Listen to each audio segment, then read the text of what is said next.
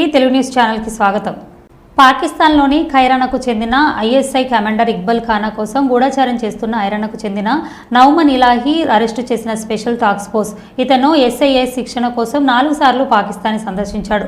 హర్యానాలో వీధి విక్రేతంగా నటించాడు మరియు ఇతని వద్ద ఏకంగా 8 పాస్పోర్ట్లు ఉన్నాయి। ఇతను భారతీయ రైల్వేలు ఇతర కీలక సంస్థల గురించి సున్నితమైన సమాచారాన్ని పాకిస్తాన్కు లీక్ చేశాడు।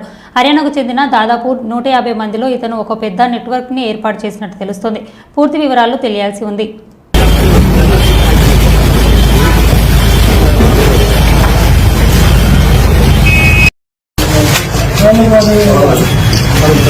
Hello,